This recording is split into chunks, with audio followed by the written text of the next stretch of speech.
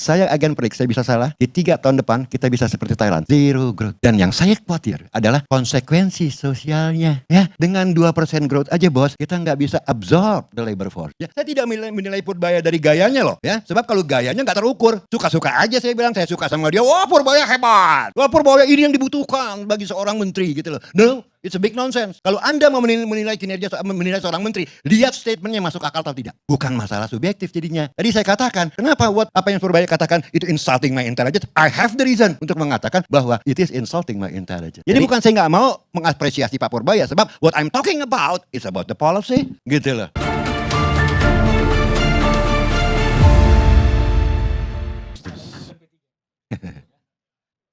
Terima kasih Bang Kadi. Kalau saya rasa sebetulnya penilaian saya terhadap Purbaya itu sudah sangat jelas sekali. Karena sudah berbagai YouTube channel, ya saya udah bahas di berbagai YouTube channel. Tidak saya nilai gayanya. Saya tidak suka menilai orang gayanya atau koboi, tidak ya, atau rapi seperti Ustadz, tidak. Yang penting when you make a statement, kalau statement Anda masuk akal dan I appreciate you. Tapi kalau statement Anda you're insulting my intelligence, I attack you. Simpel. Buat saya satu, ya, duit 200 triliun dia kucurkan Bang Kardi, ya, ke sistem perbankan kita. You know what? Dengan ICOR 6,7, kalau toh duit itu memang di-channeling melalui kredit bank dan berjalan, itu pertumbuhan yang nambah pertumbuhan ekonomi kita dengan ICOR 6,7 itu cuma 0,06% Bang Karni. How come you say bahwa 3 bulan lagi ekonomi kita akan 6%? Come on, benar, memang beliau berjanji memberikan harapan, tapi harapan itu harapan palsu bos. Melalui credit growth, ya saya ukur duit 200 triliun itu dengan multiplier efeknya, kalau toh itu berjalan, itu cuma nambah 0,11% bos. Sementara kalau pertumbuhan ekonomi kita kemarin, saya tidak yakin 5,12% Bang Karni. Karena apa? PMI sebelum dirilis 3 bulan berturut-turut itu drop bawah 50. Yang kedua adalah penerimaan PPN negara, semester pertama itu drop hampir 20%. How come 5,12%? Come on. Nggak masuk akal. Saya punya estimate paling optimis pada waktu kemarin bukan angka 5,12 tapi 4,3. Kebanyakan bos, 4,8.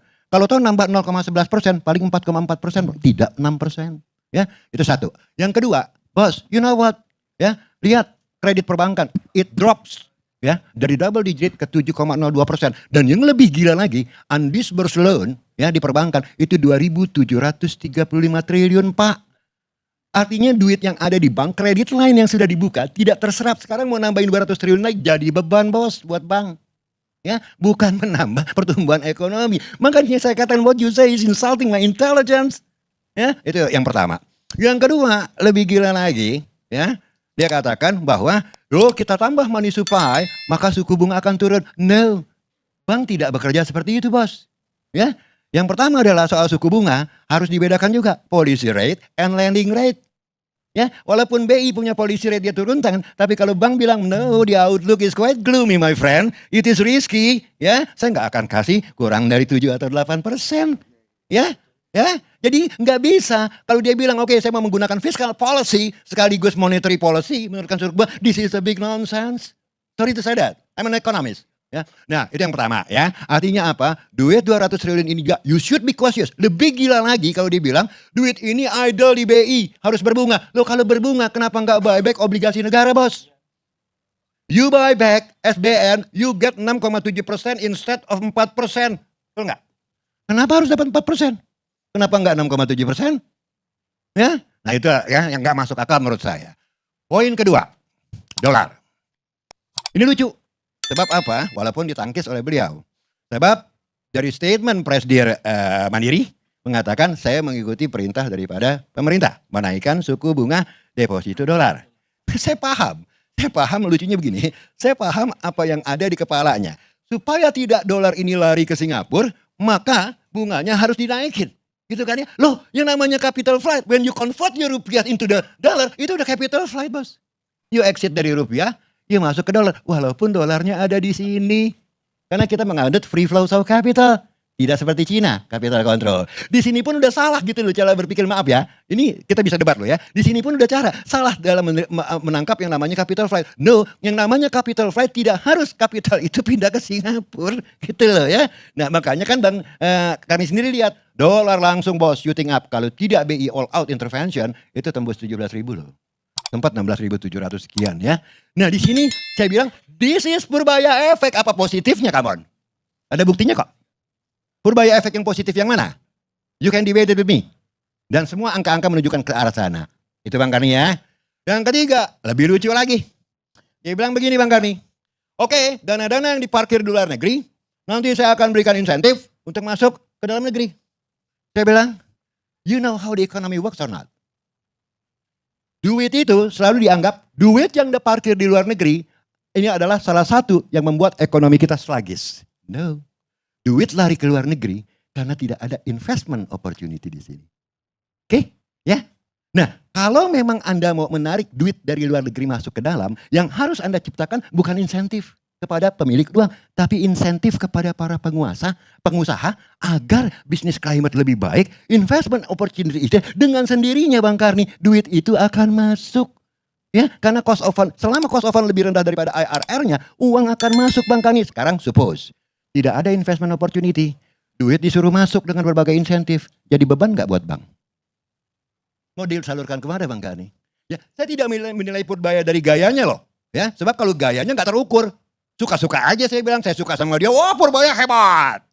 Wah Purbaya ini yang dibutuhkan bagi seorang menteri gitu loh. No, it's a big nonsense. Kalau Anda mau menilai kinerja, menilai seorang menteri, lihat statementnya masuk akal atau tidak.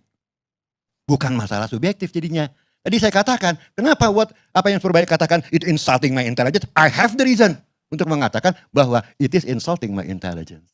Ya, Bang Karni ya, saya rasa itu yang saya sampaikan. Prof, saya nanya dong. Jadi what are you going to say? Sebenarnya apakah kita akan flop atau ada harapan? Karena kan tadi seperti saya katakan, banyak orang mengatakan, wah ini kalau kita dengerin Purbaya nih bulan depan kita tajir nih. Lihat, the data yang rilis, ya, itu sekarang consumer confidence kita drop loh. Walaupun masih sedikit di atas 100, ya kalau nggak salah. Yang kedua, World Uncertainty Index yang tadi Bapak katakan ya, itu angka tertinggi selama 70 tahun bos. Jadi this is the highest, even the highest before the crisis 98 loh. And I'm worried. Tapi itu karena Purbaya atau Menteri Keuangan sebelumnya? Enggak, ini gini, seringkali orang menganggap, saya nggak bilang, bahkan Pak Prabowo pun saya bilang, ya Pak Prabowo, kalau sebetulnya Bapak harus jujur, Bapak harus mengatakan, saya menerima warisan ekonomi yang tidak baik-baik saja. Nah. Ya, ini malah terbalik. Wah, ekonomi kita hebat gitu kan. Saya bukan ngerti Pak Prabowo ya, tapi ini kenyataannya. Kenapa bos? Lihat, jor-joran zaman Pak Jokowi, infrastruktur dibangun di mana-mana, ya, sampai utang kita galloping. Tapi apa yang terjadi? Lucunya apa? Produktivitas malah turun. Seharusnya kalau capital stock naik, produktivitas juga kan naik ya. Logika ekonomi kan begitu. Ini kita malah turun, malah I-core kita naik. Artinya kan semakin tidak efisien. Ya, artinya apa? The problem bukan di hardware bos. Problemnya ada di software. Yaitu apa? Suprastruktur bos. Ya, birokrasi, regulasi, ya, segala macam yang terkait dengan masalah softwarenya, rule of law, corruption, ya kan, preman datang ke tenda-tenda investasi yang baru di set up. Nah ini tidak pernah dipikirkan gitu loh ya. Yang dipikir kalau jalanan mulus, airport mulus, pelabuhan mulus, dengan sendirinya investor akan datang. No, our problem is institutional problem. Ya. Ini problem institusional. Jadi artinya apa? Instrumen politik, instrumen fiskal, as well as instrumen moneter, it doesn't work. Ya, makanya saya katakan, apa yang terjadi today dengan undisbursed loan sebesar 2.735 triliun, yang year on year dibandingkan tahun sebelum itu naik 9,5%, dan kita lihat credit growth dari double digit jatuh ke 7,02%. Bos, you should be worried. Saya malah maaf. Saya seorang ekonom berhak ya memberikan pendapat saya tentang economic growth ya. Saya akan predict, saya bisa salah, di 3 tahun depan kita bisa seperti Thailand, zero growth. Dan yang saya khawatir adalah konsekuensi sosialnya.